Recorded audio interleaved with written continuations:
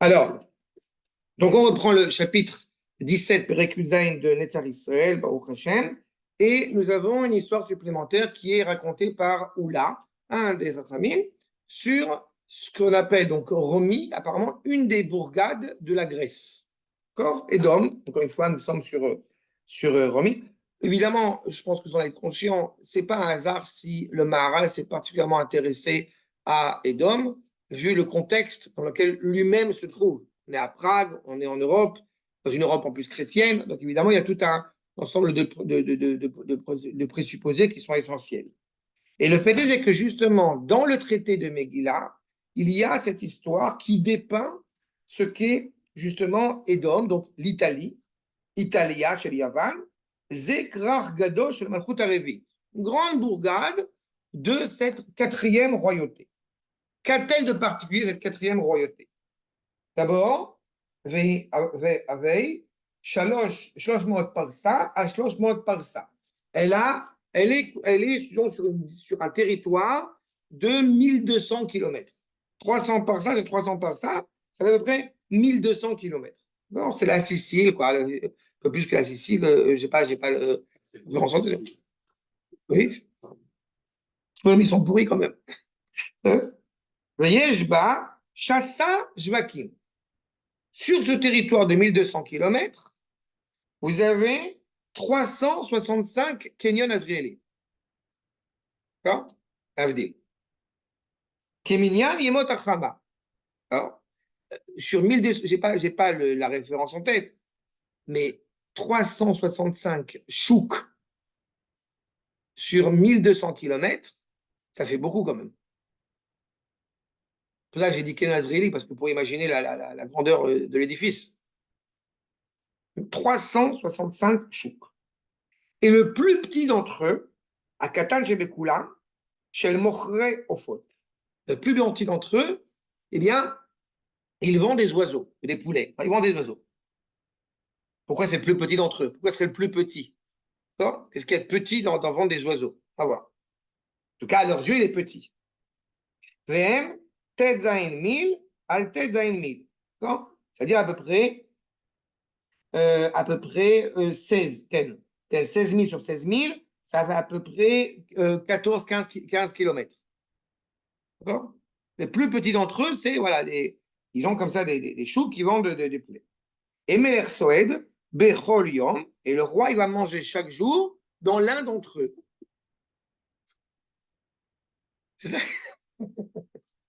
Ve Anolad Bo, celui qui y est né dans ce chouk, dans ce Anolad Bo, Aval Pishaino Darbo, celui qui y est né mais qui n'y réside pas, ou celui qui y réside mais qui n'y est pas né, la darbo, Shaino Noladbo, Mekabel Pras, Metameler. Chaque jour, quand le roi il va manger dans tel restaurant, dans tel marché plutôt qu'un autre, s'il y a un enfant qui est né à ce moment-là, même s'il n'habite pas, si c'est un touriste japonais, on s'en fout, il reçoit un prix du roi.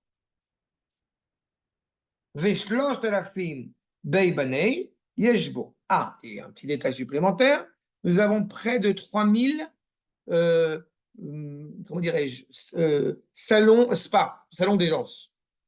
Des douches, des machins. Ça vient du latin, Barbena. Il a dit Barbena? Il a dit Beibanai. Beibanai. Et ça vient de Barbena. C'est sanitaire. Ben ça, ça vient de ça. C'est, comme on dit le terme balnéaire, ouais, c'est ça.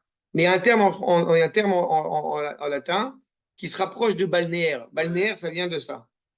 La balnéothérapie. Un truc comme ça. Tu vas à Betchéan. Voilà.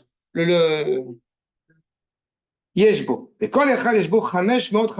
Et chacune de ces salles d'aisance, de ces spas, de ce que tu veux, ils ont 500 fenêtres. D'accord? Pas mal 500 fenêtres. Maalot Hachan qui font monter de la fumée.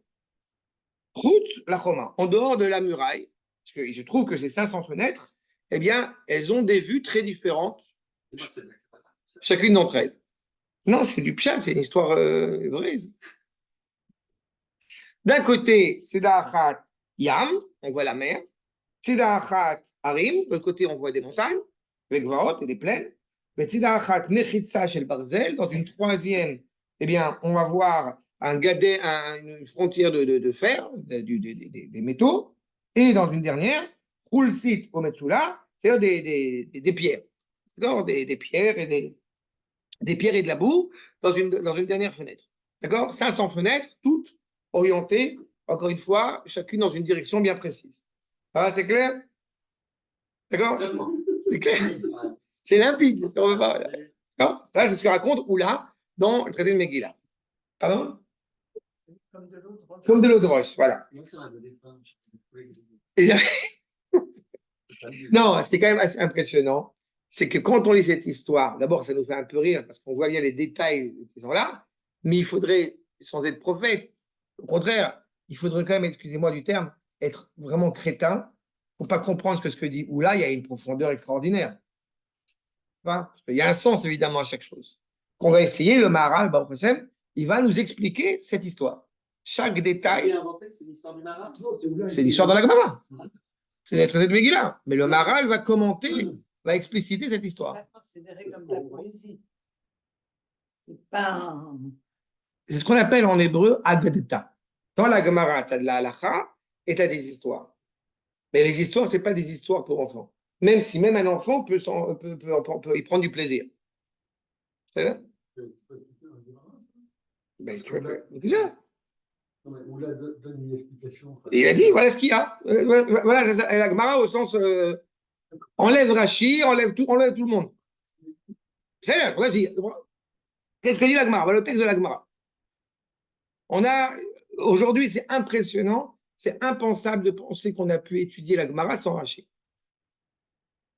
C'est impensable, c'est impossible aujourd'hui. Mais là, justement, le Maharal va prendre chacun des détails et surtout nous montrer à quel point c'est pas un hasard, évidemment, si chaque évocation de cette culture de Edom, elle a des implications jusqu'à aujourd'hui, je me permettrai de dire. Oui. Il apporte des choses en plus par rapport à Rachid, ça? Toujours, bien sûr, il développe. D'abord, de manière générale, sache-le, quand effectivement on va commenter cette histoire, elle me dit qu'il y a deux postulats. Le premier, c'est qu'est-ce qu'il était permis de dire sans avoir la tête tranchée. Et deuxième point, hein, prendre conscience réellement de choses qu'on n'aurait peut-être pas forcément pu savoir tout de suite, de prime abord, à l'époque où on le vit. Mais il est certain, et c'est le cas pour Shem ici dans notre étude, qu'on est tous convaincus, on est tous conscients que ce n'est pas une histoire à dormir debout. On n'est pas dans un conte pour enfants. Mais quelque chose de profondément, encore une fois, très précis, justement, et qui nous annonce la fin des temps, en réalité, une fois de plus. Donc, on va voir. Voir Amram, qu'Hashemesh mitzad atzma, mityaches la mispar shlosh meot. On avait expliqué que le soleil, n'est-ce pas, il est rattaché à 365 d'un côté, mais à 300 de l'autre côté. Pourquoi 300? Je vous rappelle, d'abord parce qu'il y a les trois lettres Shemesh, d'accord, il y a trois lettres, et surtout, il y a cette idée d'avoir, on avait expliqué qu'il y avait trois, vous vous rappelez, on avait expliqué ça dans le passé, 300 et 365, 300 nobles d'un côté, et 300 cardinaux d'un côté, et 365 nobles de l'autre côté. Et tout ça, c'est rattaché, assujetti à l'ordre de la nature, donc le soleil. D'accord? C'est 300. 1200 km, 300 par ça. On avait expliqué que Edom, il a un contrôle sur le monde de la nature. C'est sa nature profonde. Il est esclave du soleil. Il est esclave de cette réalité naturelle du monde. C'est à ce titre-là qu'il est, encore une fois, qu'il est qui il est. Mitzat etzem hashemesh, l'essence même de la lumière, de cette luminosité. Gam, yesh la chalufet nuot. Il y a une dynamique constante qui existe sous le soleil, mais qui reste assujettie au soleil. On aura beau prendre, tout à l'heure tu m'as interrogé en me disant, mais on voit le nombre d'empires qui sont, même au sein du monde de Édom, qui se sont succédés et ils ne font que réussir. Mais quand on étudie justement la Torah dans sa profondeur, et c'est ma volonté, on voit bien à quel point, ça veut dire, on change les costumes, mais c'est les mêmes. Et en réalité, le costume se présente avec d'autant plus de visibilité, un peu plus chaque fois. Quand on a fini Nahum, tu te rappelles, on avait montré que, en réalité, eh bien, il y aura avant Simchat Torah et après Simchat Torah. Ça montre bien que dans cette tristesse, il y a une évolution. La seule chose qu'on a envie de se dire à chaque fois, c'est je suis triste d'avoir raison. Mais au moins, modestement, je ne pourrais pas dire après 120 ans que je n'ai pas essayé de transmettre ce qu'on m'a transmis et de montrer que, c'est vrai, c'est là. Le monde de Édom, il y a un mouvement perpétuel, comme le soleil qui change de couleur toutes les 2 secondes. Donc, il y a un mouvement perpétuel inscrit dans l'ordre de la nature.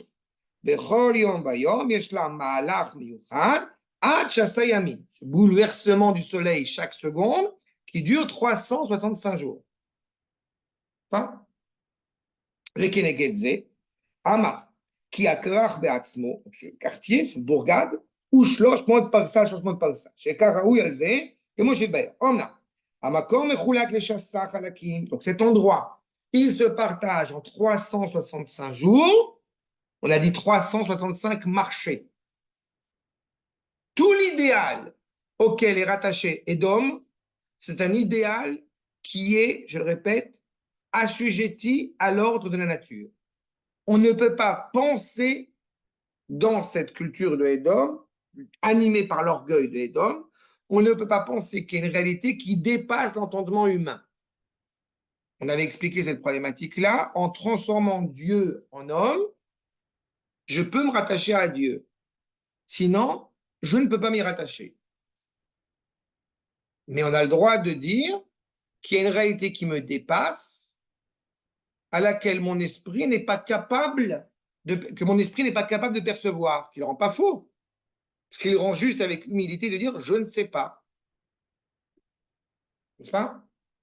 Donc, il y a un mouvement perpétuel, un idéal auquel on est rattaché, un idéal qui va apparaître aux yeux de certains édomimes absolus qui ne l'est pas. D'accord? Mais qui va s'inscrire dans cet ordre de la nature. Par exemple, je le dis dès maintenant, si on prend une valeur, la démocratie, la tolérance, d'accord?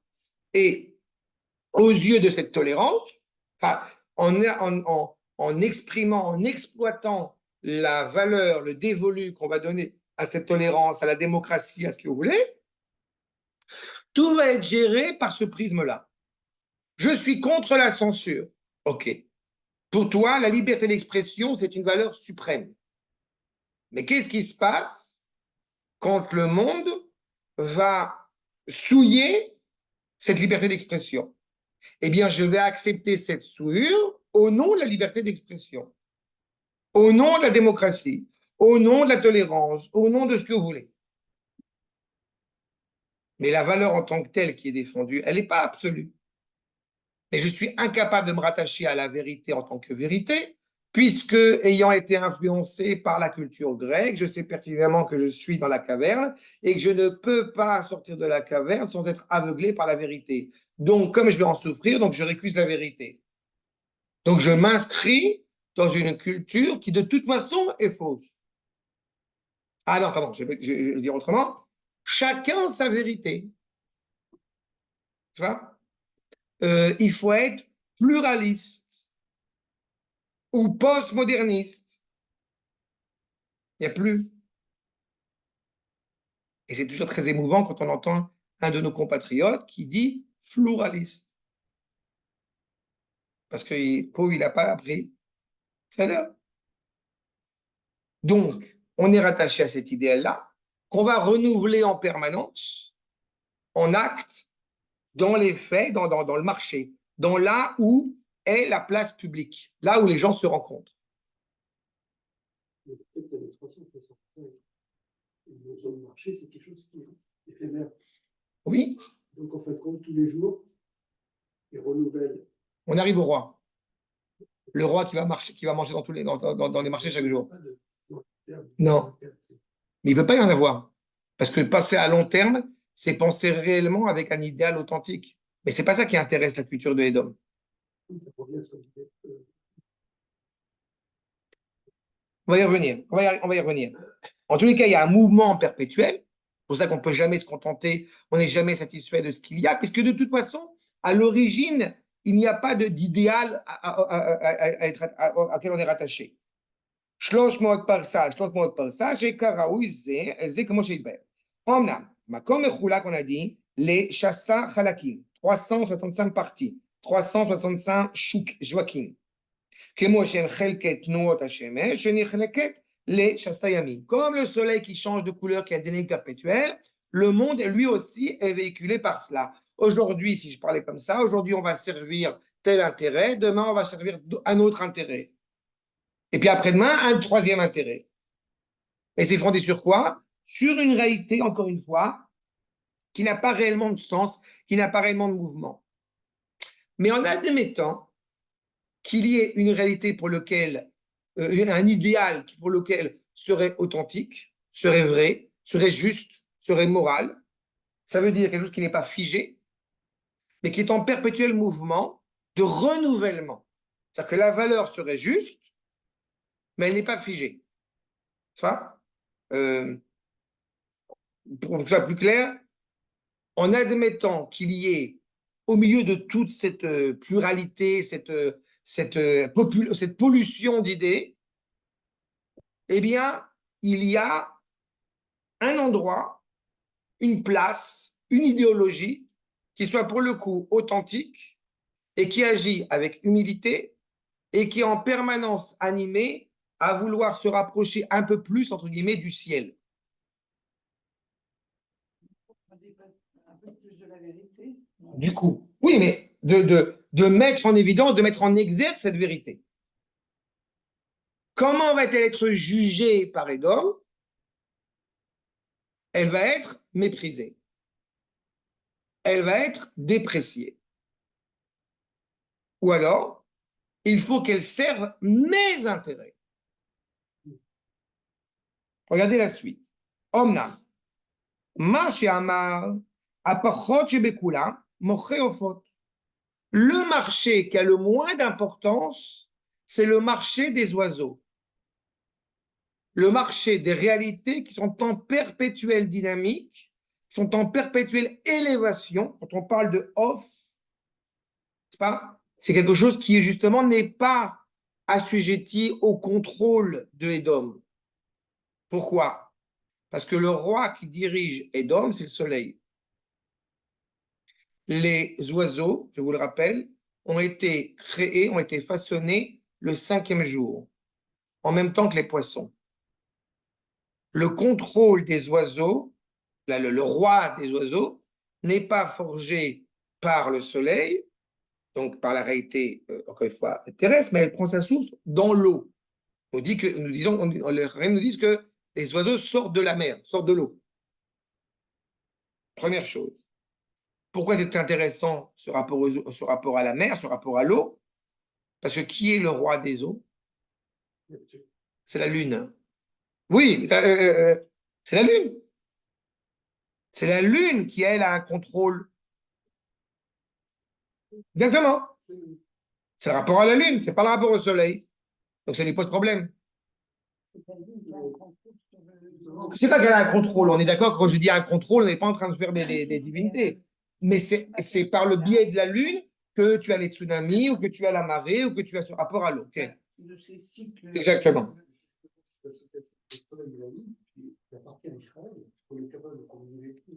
Oui, mais ça, c'est la nature profonde d'Israël. Tu as tout à fait raison. Mais dans Esav en face de Yaakov, Yaakov, il est à l'intérieur, c'est le Maorakatan. D'accord? On a effectivement cette prise de contrôle sur le soleil, parce qu'on n'est pas sous le soleil, on est au-dessus du soleil. Mais la nature profonde de Yaakov, face à Esav, parce qu'on avait développé cette idée que naturellement, dans ce monde-ci, Esav, il a le contrôle, Edom, il a le contrôle. Puisque nous vivons dans un monde qui est séparatiste entre le soleil et la lune.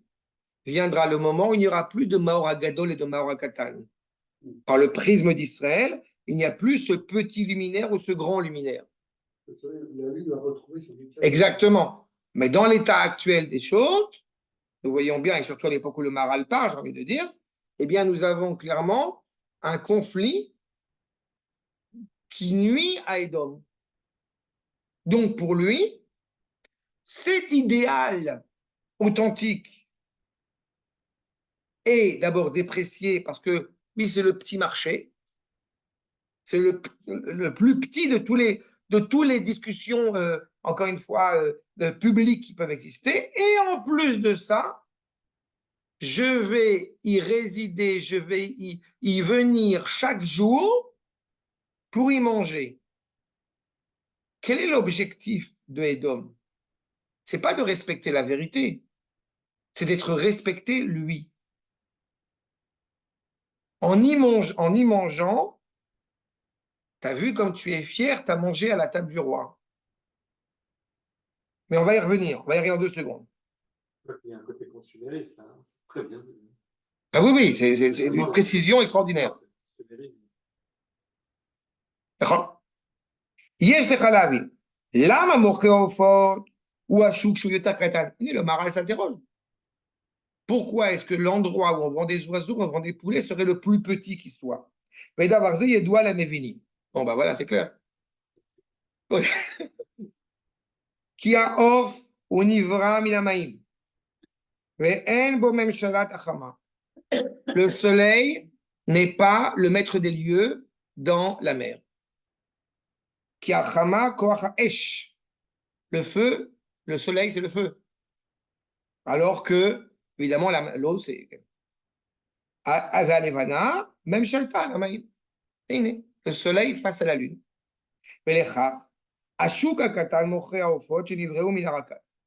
Vous savez que le peuple juif a été raillé pendant des décennies parce qu'on servait un Dieu qu'on ne voyait pas. C'est quoi ces juifs qui kiffent la vie? C'est quoi leur religion? Le tunisianisme. Vous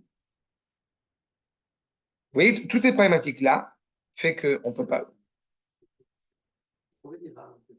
Oui. C'est là. Maintenant, premier sens. Deuxième sens. Regardez ce qu'il me dit le Rav. Le Rav qui est le Faresh. מה שאמר קטן שבכולם מוכר עופות כי דבר זה רמזו חכמים בחוכמתם בפרק כמה לסוכה. Nos maîtres ont déjà mis une allusion ici dans le traité de Souka. Qu'est-ce qui est Katan? C'est les chérubins. C'est les bébés. Les bébés les kérouvim. On est dans le trône divin. Regardez la suite. Kama Sham, Pnei Echad, Pnei Adam, Pnei Sheni, Pnei A Kérouv. Il y a une discussion dans la prophétie de Yecheskel si le trône divin eh bien, est animé par des chérubins ou par un taureau. Par les animaux qui sont, vous savez, eh bien, c'est intéressant. Pourquoi? Parce que aux yeux de Édom, d'accord, c'est la semaine prochaine, dans 15 jours, aux yeux de Édom, justement, la force de la nature est la force la plus importante qui soit, l'économie, le shor, la bête agricole. Donc, on ne voit dans Dieu que l'intérêt qu'il va m'apporter. Bon, si tu étudies, si tu fais les mitzvot, ben, tu vas être riche. Ah, donc, ça vaut le coup de faire les mitzvot. Malheureusement, c'est une influence qui n'est pas à l'origine de notre tradition. Quand on est justement en train de parler de Pnei à Kérouv, c'est-à-dire qu'on est dans cette humilité, dans cette pureté, dans cette pas naïveté, mais en tout cas dans cette intégrité, de vouloir être rattaché à Akadosh Baruch Hu, mais encore une fois de retrait. Pas quel est ton intérêt, qu'est-ce que tu vas y gagner, mais plutôt le privilège, le bonheur d'être attaché à la vérité, à l'authenticité. Et qu'Amar Sham, Afi, car Kérouv Nirshav Yoter Katan. Il est Katan parce qu'il est Katan, il est petit, mais comme j'ai dit, c'est le bébé. Il est Katan aussi dans sa pureté, dans sa maigre expression extérieure, matérielle, je ne sais pas comment le terme. Yoter Katan Advarim. Aele Yedoa, Meod Mevinim. Quand le Rav dit Mevinim, on comprend c'est Kabbalah. Je te demande tout à l'heure, en Kabbalah. Aval, Pérouche Arishon. Mais le principal, on dit le Maharal, Ikar Kiaofot, Em Tachat, Mem Shelet Amaor Akatan. Les oiseaux, par essence, ont un rapport très léger, d'ailleurs, avec la terre. Vous avez déjà vu comment est-ce que les oiseaux ils marchent sur la terre. Quand même, par rapport à la terre, ils ont un rapport qui est très, très, très faible. Alors qu'au contraire, ils sont constamment en train de s'élever vers le ciel. Ils sont justement en train d'être animés par autre chose. Si la terre a un lien privilégié avec le soleil, la lune aura un privilège avec ce qui n'est pas rattaché à la terre. C'est clair? Sauf le coq. Non, Sauf le coq français. M'a dit une fois que de dire le coq gaulois, eh ben, c'est un pléonasme. Parce que Gaule, en latin, c'est coq. Ouais. Moi non plus. Le coq Gali, quoi. Coq. C'est celui qui ne s'envole pas, le coq. Ouais, bah oui. C'est-à-dire un bon coq au vin. Bref. En tous les cas, donc on a compris. 300, on a compris. Les marchés, on a compris. Pourquoi les petits marchés, on a compris. Et vous comprenez tout ce qui est derrière. Maintenant, marché un marché où tête zain, par ça, al tête zain, par ça, perouche, qui a shetach ze, aya les chouk, qui a un chouk rak, chez shetach mitpachet les gamre. Top. Nous dit le Rav que tout ce qui est considéré comme étant un réel territoire commence avec 16, pas moins que 16. Pourquoi pas moins que 16? Il va expliquer. Il y a un premier sens qui me paraît justement intéressant à soulever. Le Maharal ne va pas expliquer ce sens-là, va pas expliquer selon cet axe-là, c'est pour ça que je le dis maintenant, et comme ça on verra l'axe qui est très important que le Maharal soulève, à savoir que c'est intéressant parce que quand on parle de la présence d'Akadosh Baruch Hu, l'endroit le plus justement le plus intime où réside Akadosh Baruch Hu, qui est sur Hama, c'est vraiment un petit endroit intime au sein du Kodesh Kodashim, c'est Yudke, c'est Hachem, qui est 15. En disant 16, on est déjà l'expression territoriale matérialiste, j'ai envie de dire un peu plus. Quand il dit 16 sur 16, ça veut dire qu'on n'est pas dans, parce qu'encore une fois on répète, les petits marchés qui vont grandir, qui vont s'installer. Pourquoi est-ce qu'ils ont autant d'importance pour le roi? Pour qu'il puisse émettre son orgueil, pour qu'il puisse y trouver sa grandeur. Qu'est-ce qui est considéré comme étant un État exceptionnel? C'est un État où il y a une économie florissante, débordante. Nous sommes. En bénissant le bébé, il les fait venir au chouk. Exactement. C'est du marketing. Exactement. C'est du marketing. Exactement. C'est vu à la télé. Tout à fait. C'est ce qui est. Et on va revenir tout à l'heure parce que les étincelles, tu vois le monde. J'accepte. Tout à fait. C'est venu, vous avez une chance. C'est ça. Béni par le roi. C'est ça. Et chacun est choyé par rapport à ça. Et ça, c'est de développer encore une fois. Qu'est-ce qui fait qu'un pays a de la valeur? C'est parce que ça a fait le buzz. C'est parce que tu n'as pas acheté les dernières baskets, tu n'as pas acheté le dernier truc. C'est ça. C'est un chouk, mille pachettes. Il se développe. Quoi, tu n'as pas entendu parler de machin? Mais tu vis sur une île déserte. Parce que l'essence même de la culture propagée par Edom, c'est ça.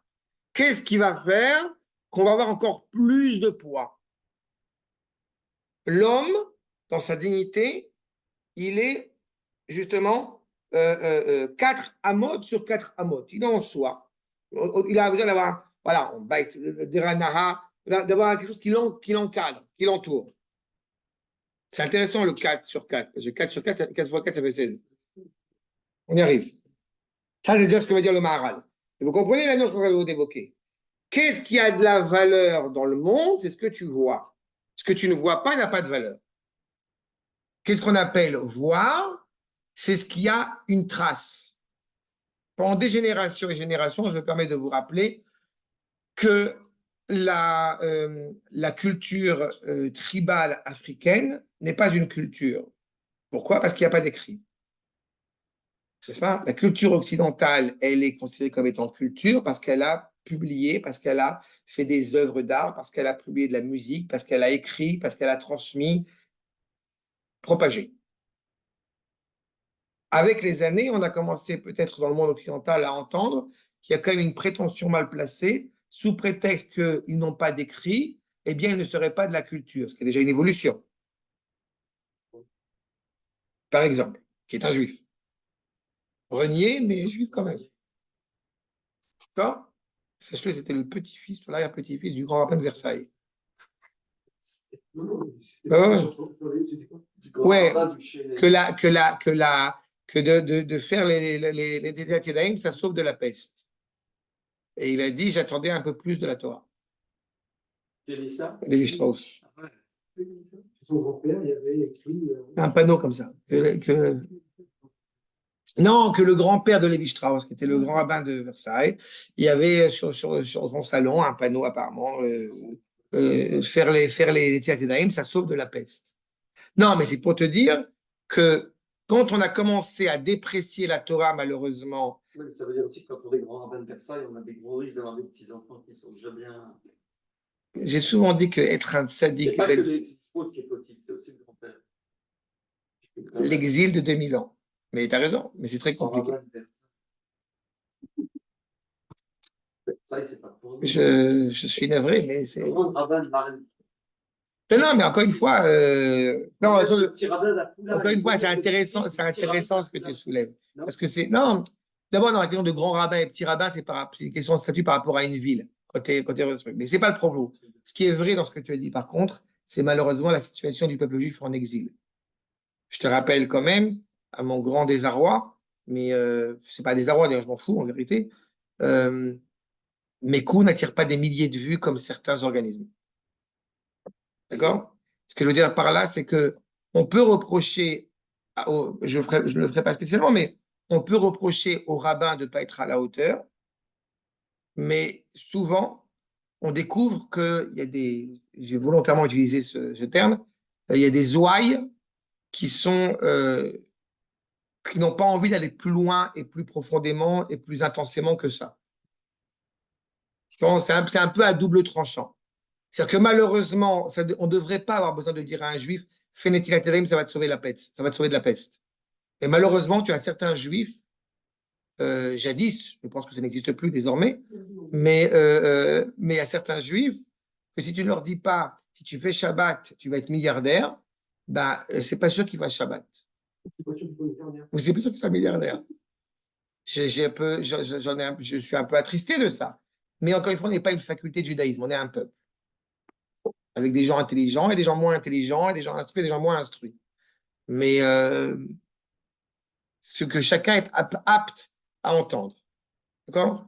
De la même manière qu'on voit une histoire, encore une fois, du Maral, on aurait pu, de l'histoire de la Gemara, on aurait pu se contenter de raconter la petite histoire du jour. On est content, une histoire pour grandir, et on a tout dit. Sauf qu'on voit bien que derrière, il y a encore une fois des écorces sur écorces pour bien comprendre la profondeur du propos et à quel point, on est au XVIe siècle, je rappelle, à quel point c'est d'une actualité absolument extraordinaire. Arshab, en tous les cas, donc il nous dit clairement sur ces 16, n'est-ce pas, ces marchés de 16 sur 16. Vereya leze, qui נתנו חכמים סרטים, סרטי ומפלי, שיש לו דין רשות הרבים. Il va poursuivre, c'est pas le plus important maintenant. שהם רחבים, 16 אמות. Vous avez rechov. Pourquoi ça s'appelle rechov? Parce que vous avez, c'est rachav, c'est large. Large, c'est là où le monde est. C'est là où ça passe. Les Shvakim, c'est là où le monde est. Si tu n'as pas vu le dernier film de Coppola, tu n'existes pas. C'est ça? Ouais, je sais. Voilà. Si tu n'as pas vu Rocky 5, 6, 7, 8, 10, tu n'es pas à la page. C'est ça, Rechavim. C'est là où les gens vont être. שיש 16 אמות. שתראה, כי הם שתרגמו רק על ידי רוחב 16. En fait, il y a un point et un point qui se développe. C'est pour ça que j'ai pris tout à l'heure l'image de Yudke d'Akadosh Baruch Hu. Le Yud étant la lettre, comme vous le savez, la moins retranscrite, la moins calligraphique, la moins dessinée, elle a moins de traces matérielles et pourtant elle a une valeur extraordinaire puisqu'elle représente le monde futur. Donc quand on veut donner, et pareil, un point donne énormément de liberté. Quand on commence à avoir une droite, on a beaucoup moins de liberté que quand on est juste un point. Un point, ça peut dans toutes les directions. Yud, chez les Koubalim, c'est un point. Yud, Ken, Nekuda. Et quand justement on est sur une droite, on est déjà en train sur un plan. Et malheureusement, je suis une buse en mathématiques, mais cette notion de plan et d'espace. Il y a des directions possibles. Un point, Exactement. on peut aller dans tous les sens. Exactement. Pourtant, un point, c'est tout. Oui, un peu.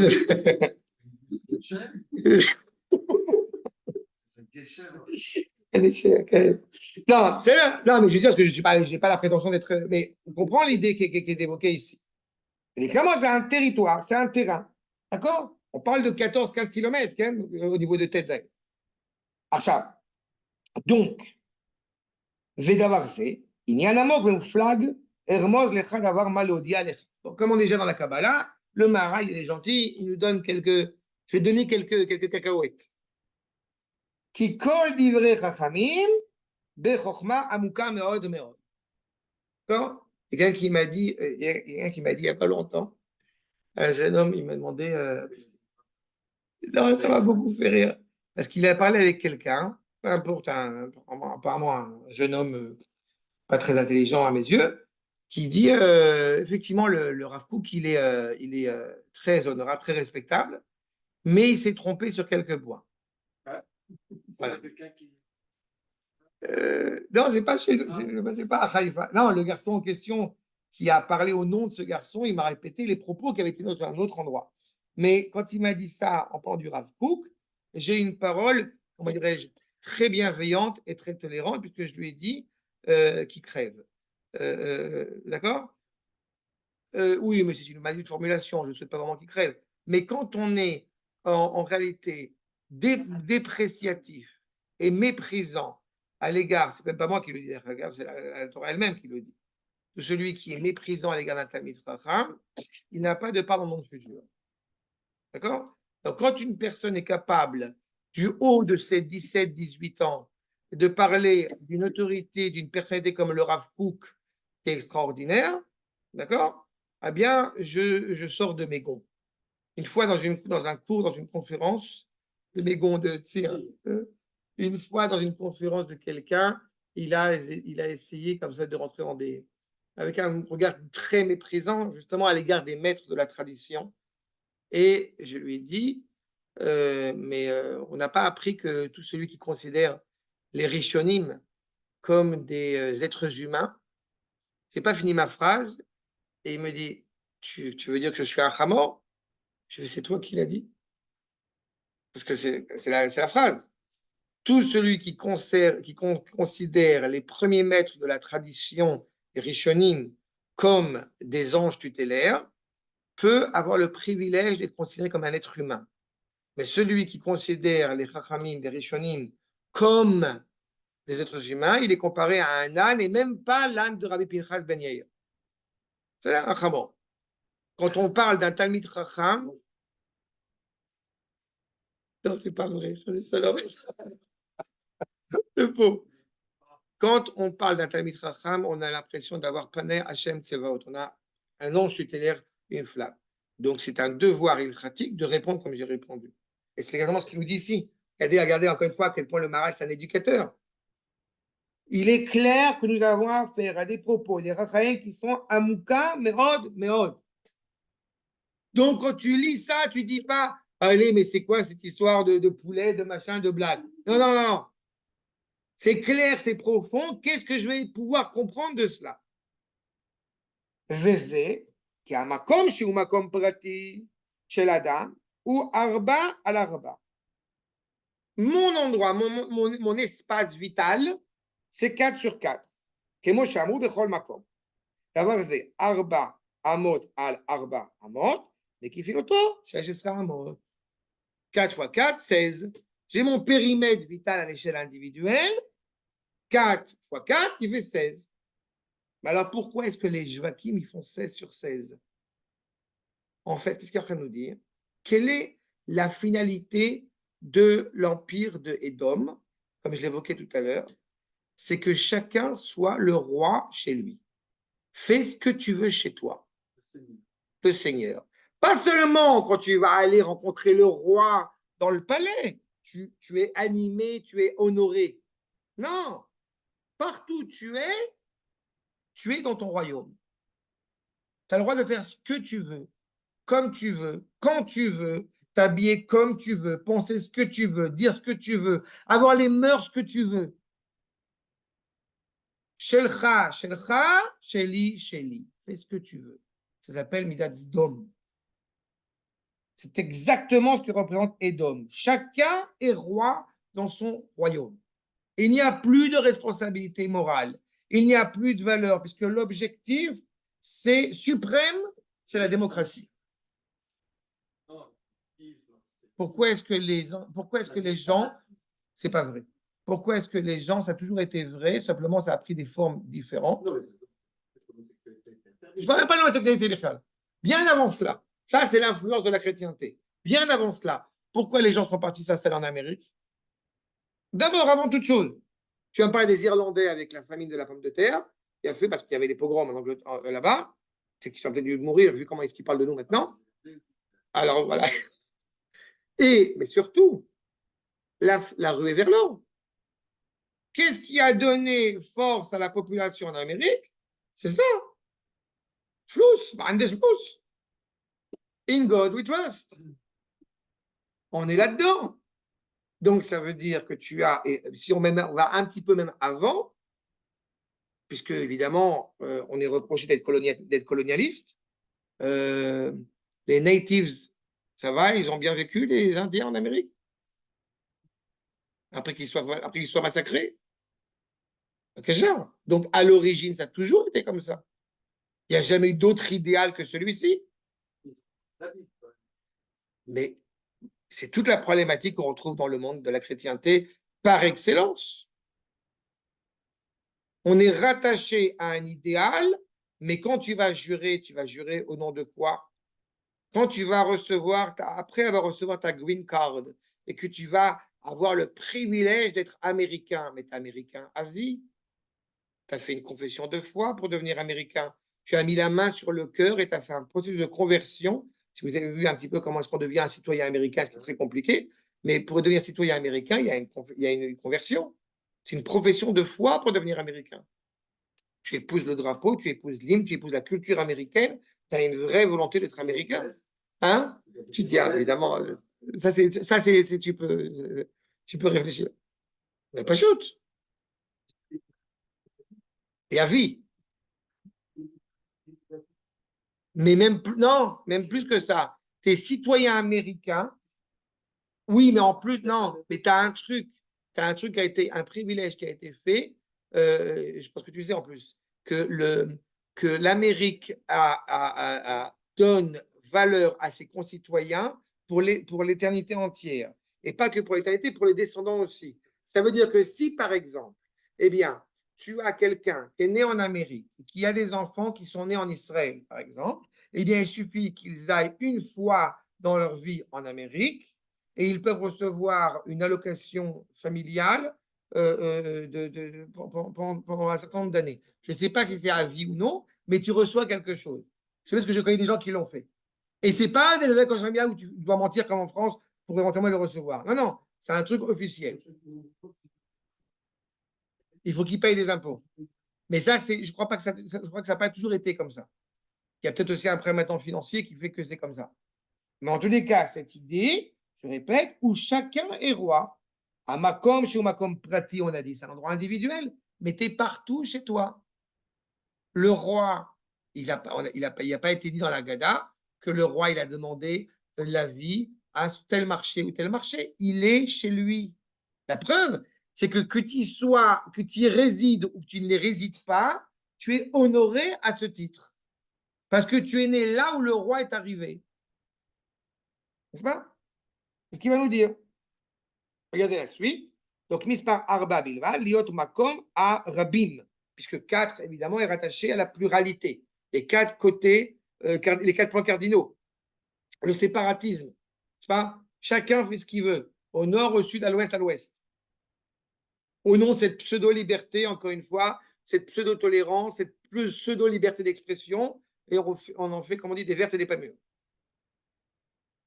דיינו, שמתפשט בכל 4 צדדים, שהוא 16 שהוא מקיף מקום היחיד, כן יהיה מתפשט למקום הרבים בצד אחד. Je vais propager, eh bien, cette conception du monde, cette culture, encore une fois, qui va tout intégrer en elle. Toutes les idéologies qui se sont succédées l'une après l'autre sont parties sur ce postulat-là. J'ai rencontré aujourd'hui au train quelqu'un qui était d'origine russe. Et non, pourquoi ça m'a fait plaisir de parler avec lui? Parce que on parlait 2 secondes sur, évidemment, qui est le plus sympathique entre Hitler et Staline. Et, et il s'avère que Staline est quand même très sympathique.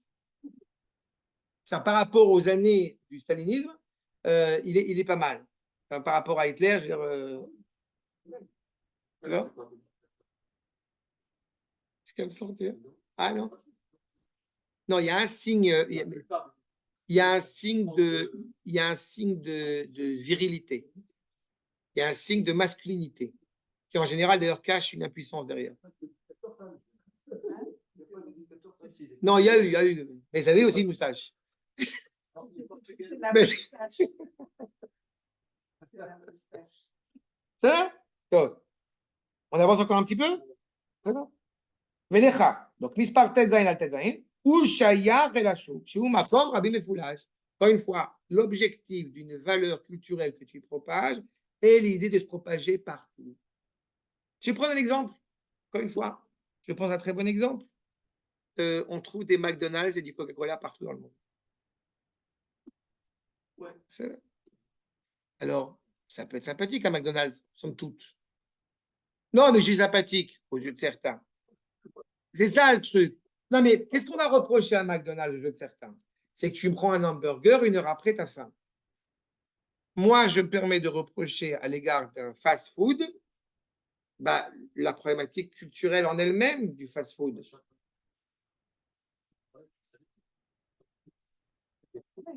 De la viande, ça se vache, de la viande qui vient de Otef Hazin, c'est le food truck qui s'appelle Erez, c'est le nom du kibbutz Erez, on leur a financé, que des produits d'Erez, des produits du Otef Hazin, que des produits israéliens. Mais il y aura ce qu'on appelle, ils appellent ça un smash burger. C'est un burger découpé dans un toaster avec de la viande du Otef. C'est de des vaches israéliennes. Non, mais encore une fois, d'abord, c'est une bonne chose en soi, par rapport à l'économie. Mais quand je soulève cette problématique du fast-food, eh bien, j'ai coutume de dire que mon problème par rapport au fast-food, c'est le fast-food. Exactement. Un repas dans la tradition juive, justement, se fait autour d'un Dvar Torah, se fait dans un rapport fédérateur entre les gens. On a un rapport au repas qui est totalement différent que simplement de vouloir se nourrir, de vouloir se sustenter. Tous les jours quoi? Tous les jours, il y a un rapport. Tous les jours, on peut avoir cette idée d'aller sortir justement manger un... Je ne suis pas en train maintenant de dire une halakha. Non, mais même un shawarma,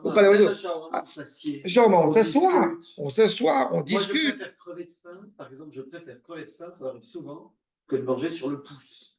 Seul, debout, ouais, je peux pas. Oui. Si c'est pas un truc social, intelligent et lent. Maintenant, je suis d'accord avec vous que des fois, on n'a pas le choix, on mange tout seul, on mange en célibat. Mais l'idée du fast-food. Moi, seul, on n'aille pas, je vais être var. Non, mais c'est d'ailleurs, mais je dis que c'est simplement que l'idée du fast-food, comme idéal vécu, c'est tout l'inverse de ce que véhicule la Torah. Et encore une fois, pourquoi j'ai pris cet exemple-là? Parce que tout ce que véhicule le monde occidental de manière générale, c'est le plaisir en tant que plaisir. C'est un plaisir bâclé. Parce que tu vois, par exemple, les Italiens qui sont les champions du monde du vrai plaisir occidental, ils ont créé des chaînes de slow food Et ça, il n'y a pas le Dvar Torah. Il y a tout sur le Dvar Torah. Bien fait. Mais il y a la nourriture lente, locale, respect du terroir. Tu te rappelles qu'on a dans cette bourgade donc de romaine de Grèce, tu as plusieurs axes. Et tu as entre autres le plaisir des sens évoqué par les douches, par les spas, mais uniquement pour le plaisir du corps. Oui, c'est clair. C'est pour ça que c'est sans le Dvar Torah. Donc, voilà. Et puis en plus, on se garde. On mange doucement, mais. J'ai été une fois dans un restaurant, il y a quelques années de cela. Non, je vais au restaurant, mais quelques années de restaurant qui s'appelle, mais qui est génial le restaurant. Je reconnais qu'il est génial. Mais tu sors, tu te dis quand même, il y a un truc qui. C'est Papagaïa. Non, c'est un énorme. À Tel Aviv, c'est à Tel Aviv en été. La viande à volonté. Ouais, cachère, hein, madrine, tout. La viande à volonté. Servez-moi bon morceau au début. Je sais pas, mais encore une fois, tu manges de la viande pour manger de la viande. Il y a un moment, je sais pas, il y a peu de salade ou peu de trucs, mais de la viande pour la viande. Alors, c'est un super restaurant, machin, etc. Là, tu te dis, mais Les Israéliens qui font à la hache, ils sont tous heureux d'avoir fait à je la sais pas, il y a un hache. truc qui manque, quoi. Il y a un truc. D'accord. Bon, peu importe, c'est une parenthèse. En tous les cas, nous dit le Maharaj, je reprends. מקור מפולש, ומזאתם, עצמו, מקום היחיד, 4 אמות, כי המקום יש לו שטח. Tu es tout seul avec toi, on dit 4 fois 4, ça fait 16. C'est qu'en réalité, c'est prôner cet individualisme, cette dignité personnelle et individualiste à l'échelle globale, à l'échelle mondiale, à l'échelle, puisque ça se propage. בכל שטח יש לו התפשטות, je me sens partout chez moi. אבל, Ama alama, elo itpashtu. Ki ama achat merubah. Quelque chose qui m'a toujours épaté dans cette culture occidentale, c'est quand on est en train de juger l'autre, une autre culture, si elle est animée par un savoir-vivre ou non, en fonction du paramètre que moi j'ai jugé. On revient à l'histoire Attends, attention d'avant. Exactement. Tout est relatif. On a fixé nos... On a fixé nos règles et nos règles sont absolues. Et tu l'as d'ailleurs dans des Mishnot, c'est très marrant, parce qu'il dit que le barbare, c'est celui qui traite l'autre de barbare. Oui. Mais en faisant ça. Mais tu te rappelles pas que j'ai. En faisant ça, qu'est-ce qu'il fait lui-même? Oui, bien sûr.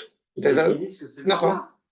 Mais j'avais soulevé cette problématique-là. Vous vous rappelez pas, à l'époque du Covid, il y avait ce rapport très condescendant de dire ils sont affreux, ces gens-là, ils mangent du pangolin et du cerveau de chimpanzé ou de je sais pas quoi, ils avaient tout à fait tout un truc là-dessus.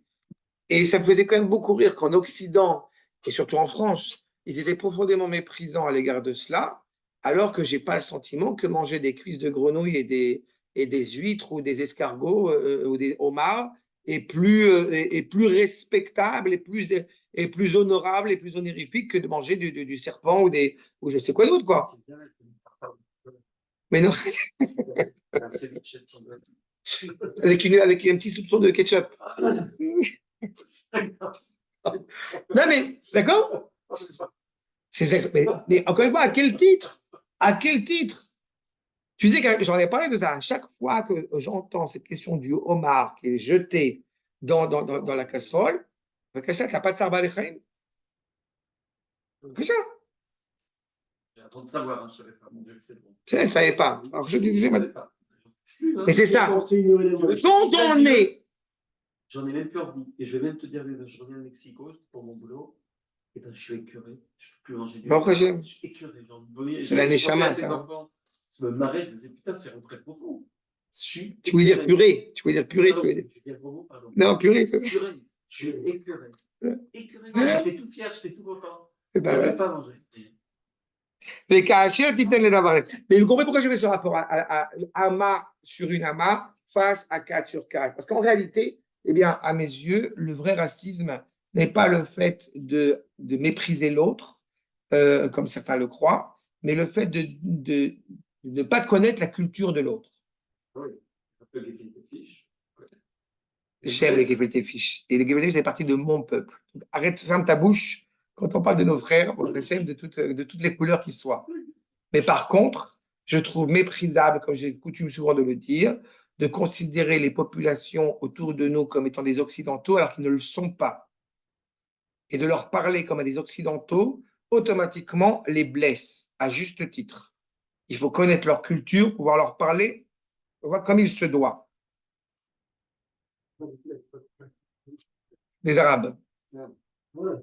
les Belges, qui sont aussi d'ailleurs arabes de plus en plus. Mais tu veux parler à quelqu'un qui habite à Gaza avec un diplôme universitaire en pensant qu'il va être respecté parce que tu es docteur en philosophie hongroise.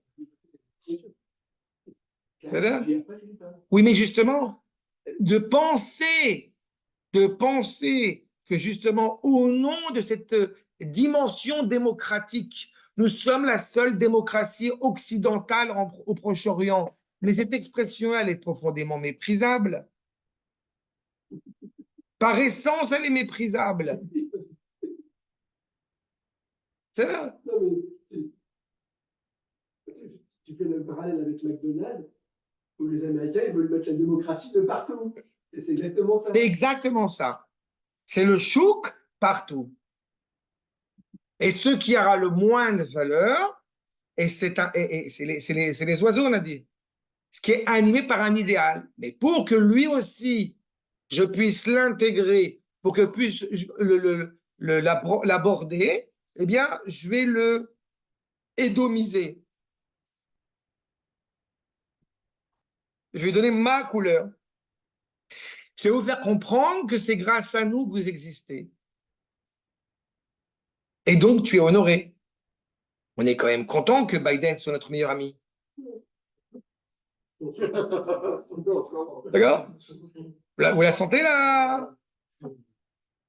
כאשר תיתן לדבר זה התפשטות, מתפשט עקב המעלמה עד שהם 400, ça se développe, ça se propage, וכאשר הוא מתפשט בצד אחר, הוא 400 על 400, וזה מקום היחיד, הוא מקום הרבים 16. À titre individuel, tu as 4 sur 4, à titre collectif, tu as 16 sur 16. כי מתפשט עקב 4 צדדים, שהם ליחיד, 16 אמות לצד אחד, כמו שהתבהר למעלה. והבן הדברים האלה מאוד מאוד, וכבר אמרנו את זה כבר. D'accord? Donc on a clairement, en évoquant ces différents marchés, comme on a dit, on appelle ça un McDonald's, on appelle ça le Canyon, on appelle ça ce que tu veux. En réalité, quand on y réfléchit pendant 2 secondes, mais combien, et je me permets de faire ce parallélisme, combien de canyonymes on peut mettre dans une ville qui vendent les mêmes produits? En réalité, je n'ai jamais compris, et je ne comprendrai jamais comment est-ce que quand tu as l'opportunité d'aller te promener, tu vas te promener où? Au canyon. Large, perte de vue qui est magnifique pour moi. Pourtant de Paris, je voyais les gens qui étaient tous en train de prendre un café chez Arona dans le canyon, sous les néons, alors que dehors, c'était sublime.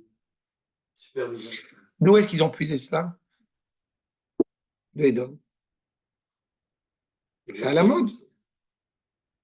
Combien de fois il m'est arrivé de dire, et quand j'y réfléchis consciencieusement, combien de fois il m'est arrivé de dire que ma jeunesse en France, je n'ai aucune nostalgie de rien. Sauf, même pas. Parce que Baruch Hashem, aujourd'hui, on a suffisamment de librairies en Israël qui sont suffisamment exceptionnelles. Sauf le ski. Chaque fois, tu nous parles de ski. Mais, quand tu parles de la jeunesse, justement, c'était le café en terrasse. Paris, c'est le café en terrasse. Non, avec les chats. Avec les chats. C'est vrai? Oui, j'allais à Beaubourg, etc. Mais alors, je t'ai déjà dit sur ce point, c'est pas que je vais faire des mauvaises comparaisons, parce qu'il n'y a pas photo, justement, au contraire, pour Hachem, va à la Bibliothèque nationale d'Israël, de Jérusalem. Noémie, c'est celle qui l'a fait, je l'ai invité à parler. Elle est exceptionnelle. J'avais plusieurs semaines que j'y vais, et que je trouve des livres extraordinaires, et je me prépare. Il a offert toute sa collection de photos, c'est un grand photographe. Ah, d'accord. Tout le monde y a accès. C'est extraordinaire. C'est extraordinaire. La beauté du lieu, tu as tout ce qu'il y a. D'accord? Moi, je dis, je ne veux même pas faire de comparaison entre ça et Beaubourg. Non, mais des belles bibliothèques, pareil. Mais encore une fois, la France est animée par cela. La France est animée par... La France et Édom sont animés par cela. Mais on a cet avantage extraordinaire, justement, vis-à-vis d'Israël, que ce n'est pas seulement la couche extérieure. J'ai passé mes années à essayer de comprendre pourquoi j'avais un amour inconditionnel à l'égard de Jérusalem. Édom, mais Paris n'a pas toujours été Édom. Il a fait, ça c'est très important ce que tu dis maintenant. Saint-Germain-des-Prés, c'est rue Cassette, et j'ai grandi rue de l'Huile, et ma grand-mère avait un magasin de disques, Raoul Vidal, place Saint-Germain, et j'étais entouré. Il y avait C'est très important ce que tu soulèves maintenant. Retiens ce que tu as dit maintenant, quand on aura fini, on va dire. C'est ça? Tout ce qui a fait que Édom n'a pas toujours été Édom, c'est parce que Israël s'est inscrit dans Édom et a commencé à adoucir quelque peu cette culture édomite. Mais on est venu à parler de l'esthétique sans avoir encore une fois une neshama à l'intérieur.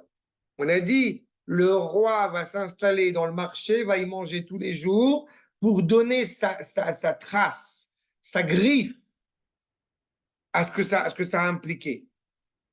J'ai compris qu'Israël était extraordinaire. J'ai compris que cette dynamique morale qui permet au monde d'avancer, elle est extraordinaire. Mais elle n'a de sens à mes yeux, dit Edom, que si elle est contrôlée par moi. C'est moi le roi. C'est moi qui va lui donner. On a vécu en France avec cette soi-disant liberté de penser. Mais non, mais même pas seulement les Juifs. Tu as tellement une liberté de penser en tant qu'être humain quand tu appartiens au monde occidental que si tu vas à contre-courant, justement, eh bien, c'est fini, il n'y a plus de liberté de penser. Donc, ce n'est pas la liberté de penser. On nous a orientés, on nous a aiguillés pour accéder à une pensée soi-disant libre.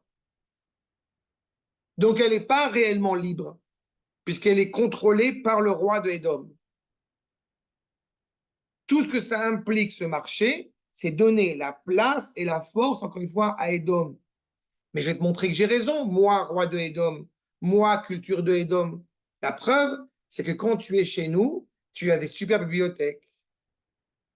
Tu as de l'art extraordinaire. Tu peux